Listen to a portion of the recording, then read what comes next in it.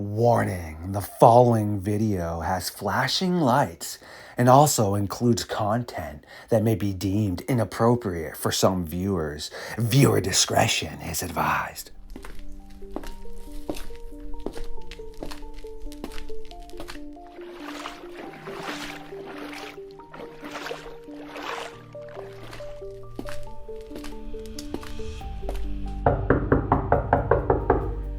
The Wendigo Guy and Robert Prevost. Again, the Midnight Society science team has found their way into the darkness of the Fox Den to link up with LordeStarfox on another episode of Midnight Lycanthropy.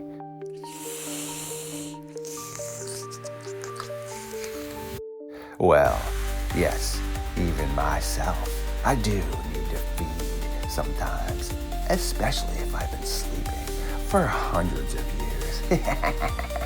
Yet now that I am fully revamped, without further ado, it is time for the Wendigo Guy, Robert Prevost, and myself to take a walk into the madness.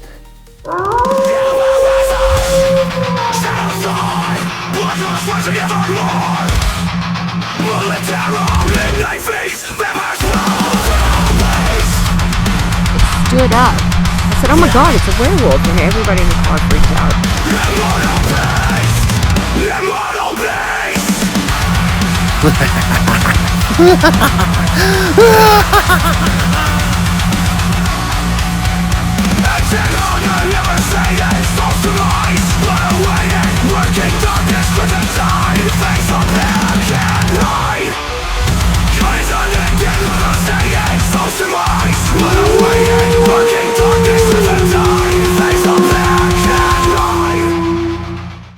My creatures of the night, yes, welcome back to Midnight Lycanthropy on LordeStarfox Radio. The three amigos are back. Ryan Tremblay, aka the Wendigo Guy, and Robert Prevost, both members of the Midnight Society science team, are already sitting down by the fire and have the late night timber set up because we will be burning it into the early hours of the morning.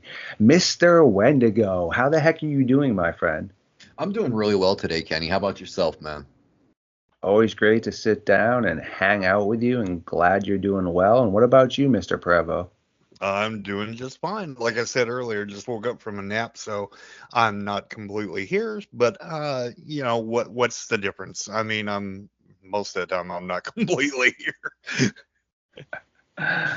Excellent. Glad to see that we have caused you to arise from your slumber, as I would first say. This is always great to sit down with you as well, try to figure out what is happening with pretty much all kinds of bizarre stuff. I've been miserable today in regards of the Bruins had a fire sale where we just got fleeced and literally got rid of 5 of our players. So we're going to be absolute hot garbage for the next few years. So yeah, totally cool.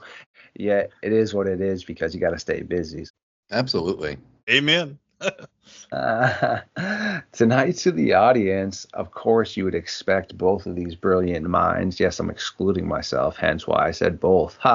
Ryan and Robert have some pretty interesting stuff that we would like to touch base on because I had somebody from Australia submit a pretty interesting depiction of something that they claim they saw. Also, we have something I don't really fully understand, which I would love my science team to update myself and the audience as to what exactly was occurring in that hyena image I sent you, because one of my really good friends, May Koo, who is our spelunker and part of our science team, sent that to me saying I would find interest in that and to share it with a science team.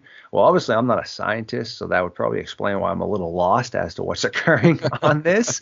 We have great stuff to dive into. Also, the Wendigo Guy is going to try to straighten out a little bit of the shenanigans that seemingly consistently is popping around. But before then, I would like to hear what you have been up to, Mr. Prevost, and then can you toss it to the Wendigo Guy after so we can hear what he's been doing as well? Absolutely. Well, I'm constantly busy with my podcast and with the Cryptid Field Guide and stuff that we're doing, as well as the Facebook group. So yeah, really busy with that. Plus investigations. And if you watch TikTok at all, and I think everybody watches TikTok anymore, there's a lady by the name of Amber Bowden Vance who is pretty popular. She used to have where she would come on and go, "You want to hear a story?" And she's kind of changed her MO a little bit, but not much. But one of her TikToks that got really popular lately was one where she was talking about a place called Monkey Mountain RV Park or off-road park. I believe it was off-road park. Anyway, in Missouri. There seems to be maybe a very tenuous link to a case, an actual case that happened in Windyville in 2021, where unfortunately there was a woman who disappeared.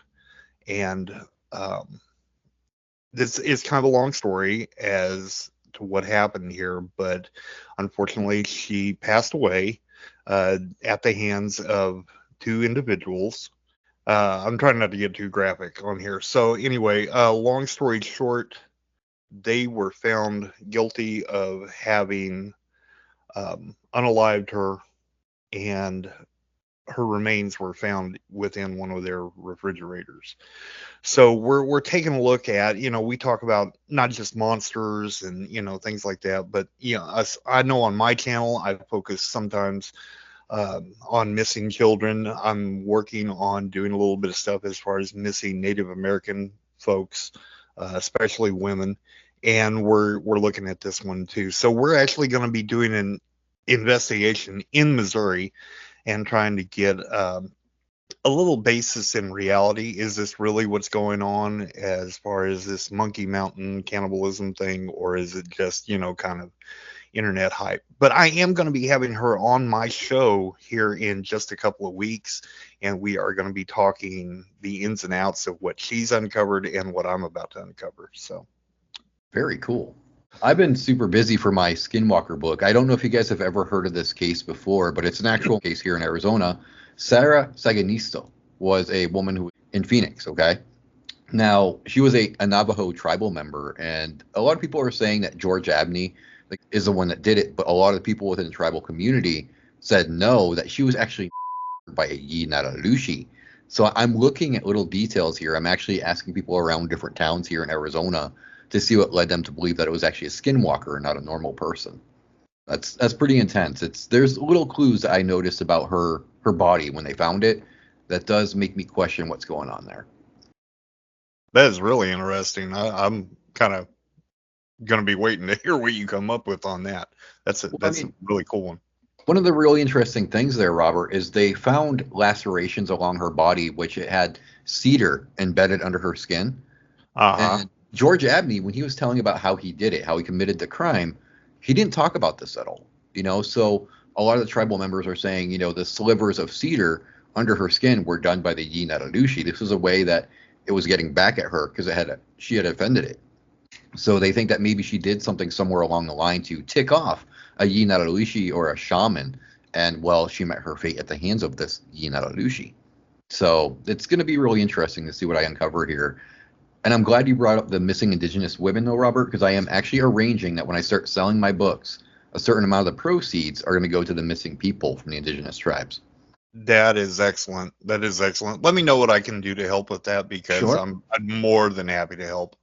That's something that I think we got to start talking about more, man. And I'm trying to urge people like William Nighthawk and even Nuxium, Kenny, to talk about this sort of information, because we talk about missing 411 all the time, but we don't talk about these missing indigenous women that get where they just disappear and nobody has any clues about where they went. We never talk about that, and I think that's something that needs to be brought to the light of day. I really do. I agree with you 110%. I think, as niche as our, listeners might be, or our shows might be, or, the conversations that we cover may be, I think it's kind of our responsibility as podcasters too to find something that we can do to really help society and like with the missing indigenous women. And then I've started doing this on my show at the very first of the show before the podcast even starts. I've got a little spot that I set aside for children who have either been abducted or gone missing or whatever, and just Excellent. put that out there. We used to have the milk cartons and everything that kind of helped everything, and Walmart used to have this thing that this wall where you could go and you could look, and it seems like everybody just kind of, yeah, it's whatever. And it doesn't need to be that. It needs to be important. It needs to be something that we're all aware of and we're all looking. So yeah, I absolutely salute you for doing that. Well, I want to give back, because I've received a lot of help from all these First Nations people, and it's my time to give back. If I can help them in some way, then so be it. And with the number of people that go missing every day, it's not just like a once a month, a once a year thing. It's almost like, numerous people per day from the tribes go missing or they get, and nobody looks into it. And I think that people need to step the hell up and start finding answers for their families. It's heartbreaking to see. I agree. Missing 411 gets a whole lot of attention, but what about the ones who don't fall into that? There's no voice for them. There's no voice. There needs to be a voice. It's not exciting because there's well, they were in a boulder field or they were in a national park or something. We need to focus on some reality along with the stuff that we enjoy so much, as far as talking about these cryptids and ghosts and everything else. So yeah. Well, I'm going to steal from Kenny here. I mean, people want scary stories, and these missing cases are scary, especially the latest one. A 14-year-old girl was found, and they left her remains on the side of the road. The only things missing are her arms and her head, so that's pretty damn scary right there. Yes, 110%. Yeah. So off to you, Kenny. Again, straight up, I'd like to say brilliant stuff because it is, but at the same time, the term I like to roll out with is nightmare fuel. That definitely applies to that. And I do have a new podcast that I think Barb and I are going to do something bi-weekly where we are covering all kinds of things that fall into the terminology of Camp Nightmare Fuel outside of what I cover here and outside of what she covers on her own thread. Mm-hmm. I also did cover a very strange encounter that we can touch base on actually on another podcast or over on Camp Nightmare Fuel, because here on Midnight Lycanthropy, hence the term, I like to keep it inside of pretty much what we will roll with. But I covered a whole entire thing on a show I had with Brian Barber over on Grizzly's thread until he axed it, where we talked about what was happening with that road that connects up into Canada with the missing women and such. So it is something that is very nightmare fuel based, but bizarre. Before I forget, there's two things. Robert, you will be interested in both of them as well, yet they're down more or less near your neck of the woods, Mr. Wendigo. First thing is Max has this new show that is filmed down in Mexico, and it's based off of Mexican lore called Coyote. I will talk positive first, okay? The lore and everything that it depicts into how he becomes the Coyote Man, more or less, the Skinwalker, is absolutely epic. You know way more about it than I do, but it seems to follow that lore really well. Cool stuff. I mean, acting's not bad. Yes, this is all good. Here's the real bad part, man. The CGI, legit, no fronting here, looks like something that we saw in the first Resident Evil movie back in 2001. Oh no, it's that bad? Might even be worse, I promise you. Oh, wow. So are we talking like Scorpion King kind of CGI where The Rock shows up and it doesn't look like The Rock at all? Even worse than that, man. So when they show the transformations of his hands and things, when they're actually using makeup and they have fangs in him and just contacts, looks sick. But when they show him in the shadows where he's half of this thing, or leaping from light pole to light pole, or crawling across the ceiling. The CGI is so bad. And then when they show like a train scene where you can just tell, it literally looks like I said a cut scene from a video game that was made in like 1998. You know, when the cut scenes were so much better than the actual game itself. Yeah. It's brutal. But if you can get past that and really, like I said, enjoy, because the acting is good by the actors and actresses, and the lore seems pretty cool, it's worth checking out. But I really hope they get the CGI figured out, because it's brutal, man. So I'm curious about this, though. I mean, is he playing a good guy or is he playing a villain? He hasn't really figured out his self yet, because he didn't want to get more or less like changed into this. Long story short is he ends up having somebody close to him get smoked by these cartel people.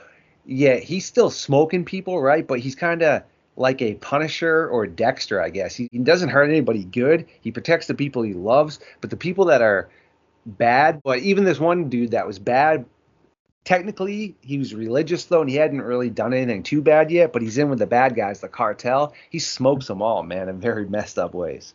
Very interesting. I'll have to check that out. Yeah, it's like I said, just get past how bad the CGI is and laugh to yourself when you first see it. You're like, yeah, Star Fox wasn't fronting at all. This is garbage. I just hope they don't make him a good guy where he's celebrated, because Navajo would have a big problem with a skinwalker being a good guy. So that's the thing too, is as far, it's a brand new show. It's every like Thursday or so. So the third episode just came out on HBO Max. I have to check out the third one myself tonight. As far as it seems to me, no one really knows who or what he is, except for the woman. I think it might have been his mother or something that brought him back with like some of the shady type stuff. But yeah, his girlfriend and his friends don't really know like what he is yet. They just can't figure out why the heck he's back around after having a big hole in his chest. Interesting. Very interesting. Yeah, I'll check that out too. I'll have to give you my opinion on it after I've seen a few. Sweet. Like, definitely. I thought of both of you, but specifically you, Mr. Tremblay. And one more thing down in Arizona before we dive into some of the other stuff I had previously mentioned. I believe there was a gentleman that claimed, even though he was also accused of stalking his girlfriend, he showed up at her frat house, more or less. And a bunch of these frat girls were unalived. Yet he is it Flagship, Arizona? Is that, am I in the right? Flagstaff? Yes. Look into this, man. This dude claims when he showed up to, well, obviously stalk his girlfriend, because she was pretty much not really wanting to talk to him. This door was busted in already, like something had just ripped it apart. And he claimingly saw this werewolf bolt out and run away. As he mustered up the courage to go inside, well, his girlfriend and all these other chicks were ripped apart. They convicted this dude of the crime, even though this guy swears up and down that's what had happened. It's pretty not so new. Interesting. That seems like it's a case that people skipped over. I wonder why. Wow. Yeah, I'm definitely going to look into that for sure, though. Thanks for giving me a heads up. Yeah, I'll send you my file on that later, my friend, so that way you can check it out. And I just think because it's a little bit of an older case and they just cemented him as being like a maniac and he was already stalking her, seemingly it probably just aligned to him being the one that did it in their eyes. I'll tell you what, Kenny, those older cases are the ones that we need to look into, because there's a lot of details that are either glossed over or thrown aside on purpose. So we just kind of assume, oh, they're open and closed cases. But when you start talking to people about them, that's when you learn some more stuff, because people will be like, oh, no, this is what happened. And you're like, oh, okay, well, tell me about it. So, I mean, like I was saying with that Sarah case, I started talking to people in the Navajo community about it. And I brought up the name George Abney, and they're like, yeah, he's the scapegoat. He didn't really do it. There was something more behind it. So that's why I'm going down that path as well. Excellent. Mr. Prevo, what do you think about that, all we just mentioned? Yeah, I was going to say, can you send me what you got too? I find that very interesting. It's interesting when you have cases like that, because it's almost like the opposite of what we had that supposedly happened at the LBL, where you've got all of the witnesses. You've got this story, this massive story, and you've got a few people who kind of chimed in over the years and said, oh yeah, well, we know about it and that, and there's no police record of anything happening. But on this one, we've got the police record of something happening. We've got somebody who says that they saw something, and it's gone the completely opposite way. So, I mean, yeah, it's kind of like day and night. So, yeah, I'd really like to take a look at that case too. Uh-oh, we're going to Batman the hell out of it now. Oh, yeah. We're going to get the Super Friends together on this one. Absolutely. It falls into also, like you had said, seemingly the same one where Hulu put out a mini-series about it called Sasquatch, where it's an actual real case where this dude was like a tweaker, I'm pretty sure, and that's, everyone should know what that means, and he brought his girlfriend or this girl out to where he supposedly saw Sasquatches. He claims that they took her away, yet law enforcement and others seem to think he was the one that took her away. That's usually the case, though. I mean, if there's any cryptid involved, law enforcement's kind of like, yeah, no, we don't believe you. You did it. And they arrest that guy. It's really interesting how that happens. Yeah. There's actually been a couple of cases where people have, blamed Bigfoot, and you got to follow the evidence. As somebody who would work with law enforcement and do things like that, you've got to be able to follow the evidence to where the evidence leads you. So you can blame Bigfoot or Dogman or whatever, and there's some people who are like, well, that's an open and closed case, that's pretty much what happened. No, you have to follow the evidence, because you don't want somebody to just say, well, Santa Claus is the one that took him out, so it wasn't my fault. Excellent by both of you. To the audience, yes, I unfortunately cannot really show you these images directly because I don't own them, but no worries. We have scientists that are going to be talking to you about them. They're not hard to find.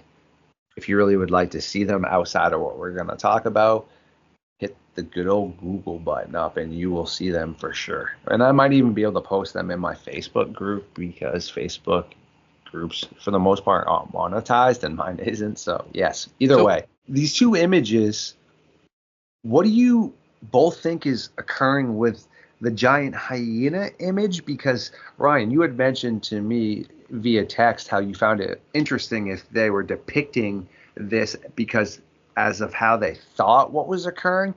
As I stated to both of you, I'm kind of confused and I think I'm missing what is here. Is this an actual depiction of a real existing animal at a point in time, or is this something people think they're seeing? Well, I mean, given what the context that you sent with that message, it mentioned the ancient Egyptians in there. And with the ancient Egyptians, they kind of tagged animals that they weren't familiar with a supernatural essence. Best case in point are cats, because they didn't have cats right away. So when they started getting cats, all these felines, they said they were the guardians of the underworld. They kept the supernatural at bay. So it could be a mistranslation of history that, they thought something supernatural was occurring, but it was just an animal that they have never seen before. Okay. Very interesting. Robert, what do you think about all this? Is that what you gather as well? Because like I stated, I'm kind of confused. Yeah, I'm with Tremblay on this. There's a whole lot of, it's very heavy into Bast as far as the ancient Egyptians. So yeah, it's almost like they're trying to take this thing and put it in that box. So, yeah, it's a little odd. It's very odd, but like I said, though, I think that they were just kind of trying to give it a supernatural explanation, and it really wasn't anything supernatural at all. But to them, it's brand new. Anything brand new has to have an otherworldly explanation to it. Right. Right. Again, so interesting. And that's what I mean sometimes about how in the past we did have a ton of intellect, but then at other points in time, even with the intellect, little simple things that can't necessarily totally be understood are blown like way out of proportion, meaning I'm just going to make a quick reference before we roll on to the next thing. Look at, I believe it was the Mayans, but the Aztecs, I think, probably did this too. Did no one in this brilliant culture sit back and realize, just 1 second, the sun's going to come up tomorrow? We don't need to be ripping people's hearts out and kicking them down huge stairs. Like, I mean, they came up with extravagant buildings, maps, what the heck? Like, no one thought of that for a second, you know? Well, they were very fearful, Kenny. You have to remember that they had this, pantheon of gods that they had created, and in their minds, their gods were very vengeful, and they would punish them for slipping up. It was ingrained in them. So, because their ancestors did it, they believed the same thing, and they were so terrified by these gods, they're going to do exactly as the ancestors did. So that's why they didn't really think to go outside the box with that. Ooh, deep and brutal stuff right there for sure. Absolutely. Wow, it's just so hard to fathom, like I said. I mean, it's so funny you brought that up, though, because I was watching an aliens show with my friend last night on YouTube, and they were talking about how aliens helped teach the Mayans to build. And I'm like, yo, are we talking about Aliens versus Predator? Because if you remember that movie, The Predator helped them build the pyramids and everything. So I was joking with them. I'm like, yeah, man, it was totally the Predators that did it. Seriously, Ryan? Yeah, man, it was totally them, dude. They came down and they helped them build the pyramids, and they hunted the xenomorphs inside of there. 100%, bro. What's funny about that, Kenny, whenever you talk about, they built all these great things, but did they not realize, that they didn't have to keep sacrificing people? I don't know why, but it made me think of Star Trek and Bones whenever he talked about how primitive people in the 20th and 21st century, whenever doctors did surgery and cut people open, and they're just these savages, and in their time they don't have to do that. They just have this this sci-fi thing that does all of this stuff for them and removes all the problems without ever having to cut anybody open. And it's kind of true with science. So if you think of science and alchemy, the history of it, and mysticisms and stuff like that, it evolves as we go along. The more we learn nowadays, the more backwards everything looks. But when you're in that situation, like the Mayans or the Incans, you're like, we better do this or the sun god's not going to come back. Yeah. You got to look into their whole pantheon of deities, though, because, like, in their opinions and in their minds, man, their gods were brutal. They did not allow any mistakes at all. So they were terrified of these gods that they had created. Right. All makes a ton of sense right there for sure. And it's very interesting. I guess, again, as I try to process all this, someone had to have broken the food chain at a point in time, because it's still not acceptable, to have that done. It's kind of like when you come from the hood or a crappy background, do you pass that on, or do you just, pump the brakes and be like, hey, that happened to me. That's not happening to my kids or, my loved ones. Same thing with, correct me if I'm wrong, because I'll probably butcher it, Tenemon Square, where the guy literally kneels in front of a oncoming military tank. I believe I saw some of that in history class in high school, which I assume now people would flip about that. But same thing. At a point in time, doesn't somebody have to step outside of that to then change the view of things, I guess? That's where outside influence comes in. So, I mean, with like the Mayans, Aztecs, you got to think it was the arrival of foreign religion. So they started learning religions from different cultures, and they learned, what you're doing isn't good. So they were like, oh, well, we have to change our ways, So it was a slow adaptation is what it was, Kenny, is they were slowly absorbing them, learning different things from different religions, and they realized their religion was super brutal when they had to change that. Yeah, the truth is, I mean, that can be found in any religious beliefs, is telling you this is what you absolutely have to do. This is what the gods want. That, you A, B, C, D, if you don't do this, you're going to burn forever, or, whatever. And then you realize once you've stepped outside of that box that that's not the truth. That the truth is much different than just what that religion is teaching. And it takes, everybody thinks that there's going to be this big uprising that happens. And usually it's very slow. There's small groups that will divide off. And, you may have had with the Incans and the Aztecs, you may have had a group that, veered away.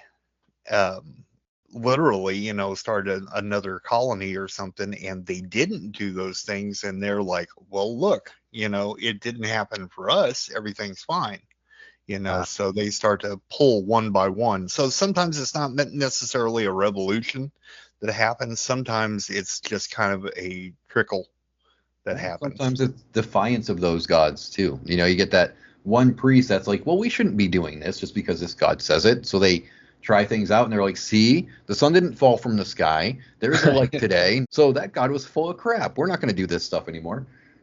Excellent. Absolutely. Mm-hmm.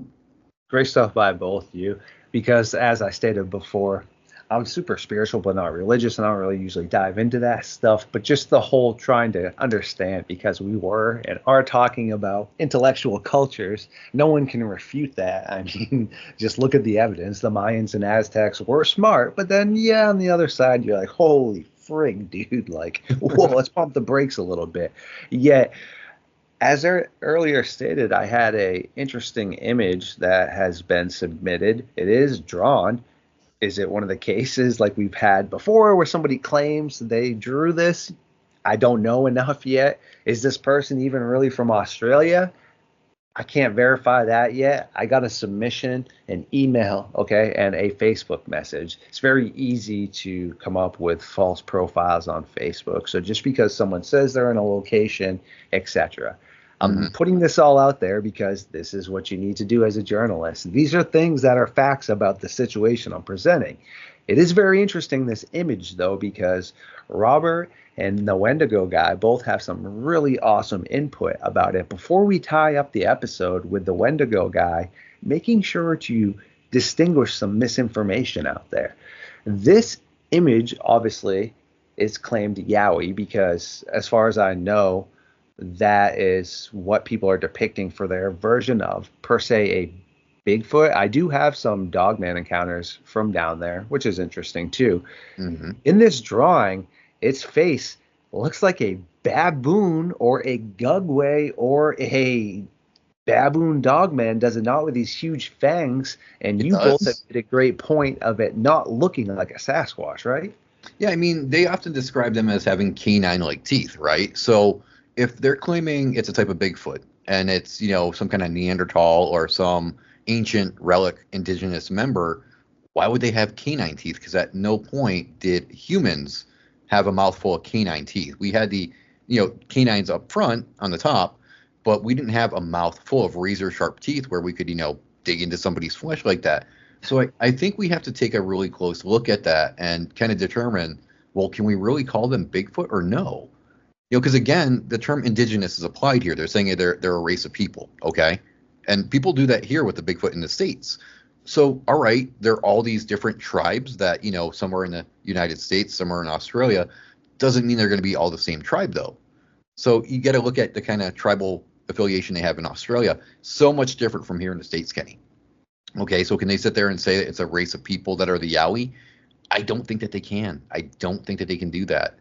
And I think maybe it's one of those relic species of animal, but I don't think it's a human type. So I don't know if we can call it a Bigfoot. Yeah, I think whenever we get into talking about Yowie, you know, we talked about this before the show starts, so I'll kind of repeat myself. Yeah, you shut up. Like what he's laughing about it is because of the joke about me repeating myself, which I should probably tell at some point anyway. But anyway, having to do with Yowie, it's kind of weird if it's the same thing as what Sasquatch is in the United States, the Yarrans, things like that, more of a humanoid type deal. It's kind of an odd thing because you have to think of Australia as this island, which it is, and it is separated from, you know, all of the vast continents by quite a bit. And so this, you know, humans getting there, the Aboriginal people getting there, we have some mysteries as far as how they got there. We think we know how they got there, but there's a little bit of a mystery going on there. And along with that now is the mystery of the Yowie. So how did this very animal thing, large mammal humanoid who is very primitive, get from all these main continents that are more northerly of the equator? Some are a little southern of the equator, definitely, but not as far down as Australia sets. And how would it have gotten from there to Australia? So now this is where a lot of people throw in the whole, there's the underground hollow earth theory that, these things are moving under the ground, and that's how they move from one place to another. But if you remove that, because we have absolutely no proof of that, there's vast caves and stuff like that are very interesting. But as far as something that goes from one continent to another, especially that far, we've got kind of a conundrum. We've got kind of a problem. How did this large hairy mammal get there? And if so, then this must have happened before continental shift ever started, which would mean that these things are much older, much older than we ever thought in the first place. Good point. Very valid point. And that underground tunnel thing, though, I think people are skipping over science there, Robert. Yeah. If you have tunnels way under the ocean, the pressure under there is going to be absolutely ridiculous. Okay, so if you're going down this tunnel that's beneath the ocean, the water pressure is going to be so intense, okay? You're going to feel it, and to travel that great of a distance from Australia to the United States, I don't think you'd even survive going that far. And there's also, you got to take into account chemicals. There's gases in caves. Could everything survive these gases and everything? I don't think they could. I really don't. And the dangers in caves alone. There's drop-offs that you couldn't see if you don't have a light. Were they carrying around a flashlight when they go? Yeah. So you've got that, and you got to take into account too plate tectonics. So plates are moving separately across, past one another, over one another, under one another, whether it's a subduction zone, abduction zone, whatever. So you're kind of looking at these tunnels that are never ever going to stay completely lined up anyway. It just it's a lovely idea for a fantasy story, but when you put science into it, science really screws up the fantasy of it all. Yeah, it's got all these fantasy people going, yeah, but it explains this, it explains that, and then science steps in and goes, actually. That's when you hear the crowd go, oh. Yeah.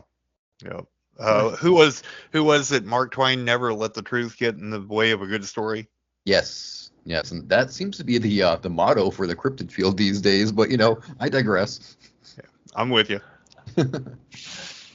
Brilliant by both of you as well. And as we are starting to round third base here, it really makes me chuckle. So you are telling me that The Rock and his cast and Journey to the Center of the Earth is not what's happening down there? Oh, what the heck, man? Well, Kenny, I hate to say it, but in that case, I did not smell what The Rock was cooking. Right. Excellent stuff by both of you. Well, Mr. Tremblay, you have some interesting stuff you would like to end our episode with about how you think people need to get an understanding on something. Would you and Robert like to tie up this great episode with some of this information? Heck yeah, we would. So I have a big problem with the Bigfoot community by saying that they're seeing Gugwe all the time, okay? Now, they got the term Gugwe from two different tribes, right? But if you actually look at the definition of what that name means, it doesn't mean the face eater. Everybody's like, oh yeah, Gugwe means face eater. That's what the tribes call them. No, the term Gugwe actually meant wild man or hairy man, okay? And they didn't describe them as having baboon faces or looking like monkeys of any sorts. They actually described them as always being female, taller than the highest pine trees, which if you kind of calculate the pine trees in Maine, in your area, Kenny, or in Canada, they get pretty tall. So they're talking about a creature that's a woman walking about with a big basket on her back, and she's taller than the tallest pine trees, so she's probably like, 150 feet tall? So by using the name Gugwe, the term Gugwe, we're mislabeling everything, okay? So we have to look at that type of creature. I can't say it's a Bigfoot, because if Bigfoots are humans, then a Gugwe wouldn't be related to Bigfoot now, would it? So we have to look at that term and decide on a different term and stop using indigenous terms to name things without looking at those details. And Robert knows where I'm coming from. I've ranted about this many times. So Oh yeah. I agree 110% on that. We as humans like to put labels on stuff, and we have a fascination, especially those of us who are involved with cryptozoology, the paranormal, UFOs, all that fun stuff. We have a vested interest in folklore and wanting to tie folklore in with, what's going on in the modern world. And, is it Sasquatch? Is it a dragon? Is it this? Is it that? And, the name Gugway, people love it because they say it's, this face eater thing. So Gugway actually had a lot of traction going on before Dogman popped on the scene. Yes. And kind of took over that whole thing. So, and we have to be careful because like Tremblay was talking about, Gugway is kind of a bastardization of Cuckway, which it's not a real word, kind of like Sasquatch. Sasquatch is not the real original root word. I believe it was Saskat. And so we have to be careful with what we're playing with here.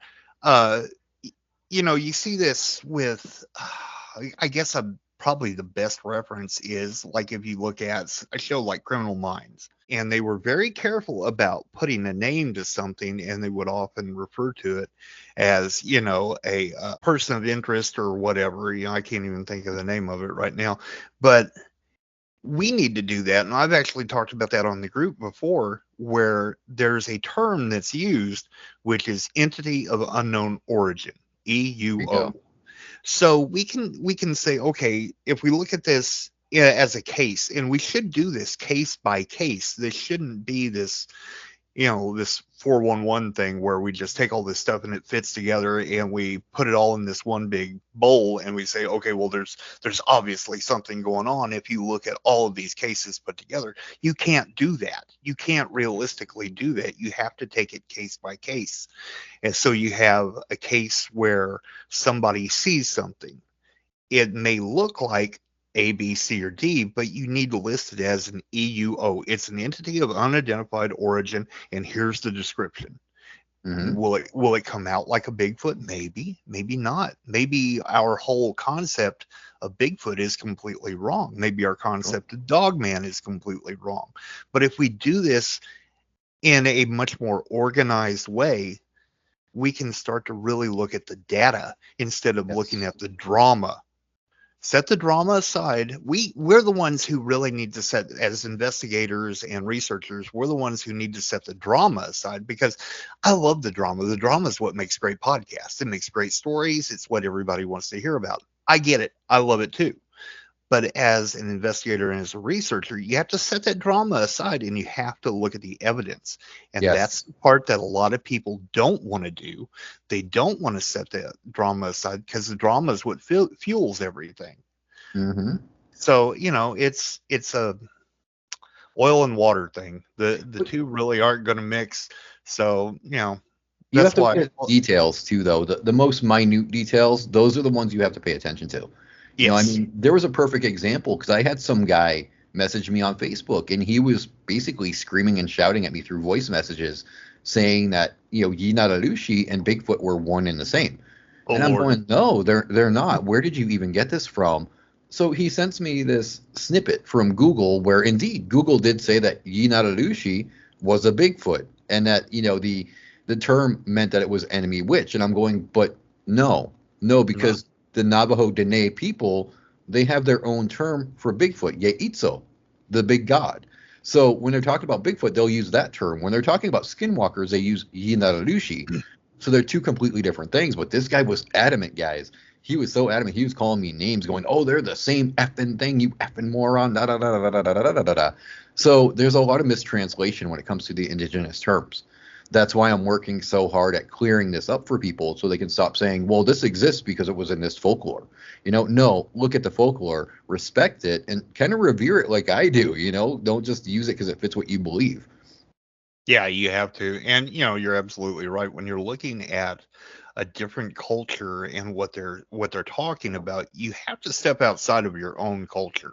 Yes. I always talk about the Japanese. Whenever you look at the way they explain something, and they'll say, well, such and such is a demon or a god. Well, a demon and a god in Japanese culture is completely different than what we think of in a Judeo-Christian demon and god. It's not even anywhere near the same. You have to change the way that you think. And what's funny about that guy doing that to you is he used the term witch, or Google used the term witch. The term witch does not mean what most of us think it means. There's a whole lot as far as folklore with witches and the history and the true meaning. And there's a lot of ties that you have to get into that don't mean what we think of it as a new age witch or witches were actually a positive thing. Way back in the day, they were actually a very, very positive thing. So, it's kind of weird how everybody's like, oh, it's an evil woman, she's a witch. It's like, no, no, you guys are just, stereotyping from what you've learned on TV and whatnot. You're not knowing the actual historical truth. Yeah, and again, that depends on culture, because if you get into the Latin American culture where you talk about witches were not positive down there. True. Witches were something that was very negative, very what do I want to say? Yeah, well, yeah, bruja. Is very, very dangerous person. So it kind of gets into almost like the skinwalker feel. Yes. So yeah. People need to be a little bit more careful with the terminology that they're using and do some research, like I'm always preaching about. Do a little bit of research, do a little bit of reading, get off of Google, because if you're going by what Google says or by what a YouTuber says, or, and you're not really digging into the facts, you're going to be misinformed. Absolutely. And I think it's funny we were talking about the Yowie, though, because there was someone who was arguing with me about the Arizona Bigfoot, the Mogollon monster, saying, there's no way they could survive in Arizona. And I'm sitting there going, well, they can't survive in Arizona, but they can survive in Australia? What? Right. Well, they can't survive in Arizona, but they can survive up in Alaska? Right. Well, I think when people hear Arizona, they think of the Looney Tunes cartoon, where you see that flat stretch of land with all these cacti and tumbleweed rolling around and the pavement is sizzling because it's so hot. And sure, there are places in Arizona that are similar to that. But there are also places in Arizona that have the lush forests. We have lakes, waterfalls, ponds. We have plenty of game. So there could be a Bigfoot roaming around and he could survive on the easy life, just going, hey, I got me some javelina, I got me some fruit here, I got my water, and I got me some shade. All right, I'm kicking back. Well, that's like humans. Humans can survive and adapt to a lot of places. We've gotten very comfortable with our central heat and air, and but our forefathers did absolutely fine without it, and existed in a lot of places where they didn't have that. They learned to adapt. You look at the planet right now, you have indigenous people, the Inuits, who live up north, where you and I would just, that's it, we'd just give up and turn into a popsicle, and then there's people who live in the hottest parts of Africa who, these people run all day. I mean, literally hunting packs of people, or, groups of people. I don't want to say packs. Anyway, groups of people who there are wonderful hunters who run all day. We're talking 40, 50 miles a day. It sounds inhuman, but that's what they do. Yeah, it's inhuman to us because we wouldn't think of doing it, because we don't have to. We can just go to the grocery store or, call it Food Dash or whatever. We don't have to do that kind of thing, but there are people that still do. So, I think that something like Bigfoot could easily survive here in Arizona. I really do. Oh, yeah, absolutely. Well, listen to that excellent depiction and descriptions and separation of knowledge by the good old science team. Much appreciated, and kudos to the audience, though. Yes, we do need to allow Mr. Tremblay to get back to things he needs to attend to, as well as Mr. Prevo. They can't just sit here in the Fox Den all morning and hang out with us. Yeah, if you would like to see what they have been up to or what they are up to, both of the links to their pages will be in the good old description of the video, or check out the playlist. That's a good way to find out what we've been up to and be on the watch for our new content that will be dropping. A ton of great stuff is on the way. Yet, as stated, this will be the conclusion of the meeting for the Midnight Society. Ryan Tremblay, thanks for hanging out with us tonight, and same to you, Mr. Prevo. My pleasure, brother. I always like being here. Always, absolutely. I love hanging out with my brothers and talking fun stuff.